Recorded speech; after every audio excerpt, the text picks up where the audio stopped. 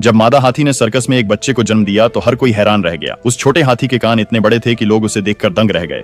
जैसे ही circus manager ने उसके कान छूने की कोशिश की, मादा हाथी नाराज हुई और अपनी सूंड से उसे उठाकर पानी की बाल्टी में डाल दिया। डर के मारे बच्चा माँ की गोद में छुप गया। यह देख सर्कस मालिक को गुस्सा आया। उसने सोचा कि समस्या से छुटकारा पाने के लिए बच्चे को व्यापारी को बेच देना चाहिए। जैसे ही लोगों ने उस मासूम को देखा, उनके दिल भावनाओं से भर गए। दर्शकों ने जोर दिया कि उसे यहीं रहने दिया जाए। अंततः मालिक को सहमत होना पड़ा। किसी को नहीं पता था कि उस छोटे हाथी में एक अनोखी शक्ति थी। सर्कस के लोग इससे अनजान थे।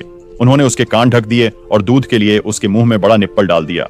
अब उसे सबके सामने खिलौने जैसा दिखाया गया। एक दिन शो में उसकी नजर एक अमीर महिला की चमकदार टोपी पर गई। मजाक में उसने सूंड से टोपी खींच ली। टोपी के पंख उसकी नाक में चले गए, जिससे उसे जोर की छींक आ गई। वह उछलकर कई मीटर दूर जा गिरा। उसका नकली निप्पल और कपड़ा गिर गए और उसके बड़े कान सबके सामने आ गए।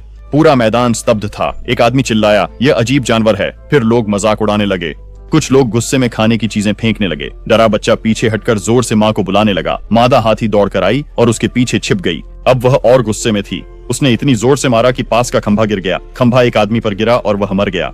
इसके बाद भगदड़ मच गई। हथिनी को पकड़ लिया गया। भारी लोहे की जंजीरों से बांधकर पिंजरे में बंद कर दिया गया। रात में जब सब सो गए तो हाथी का बच्चा धीरे धीरे बाहर आया।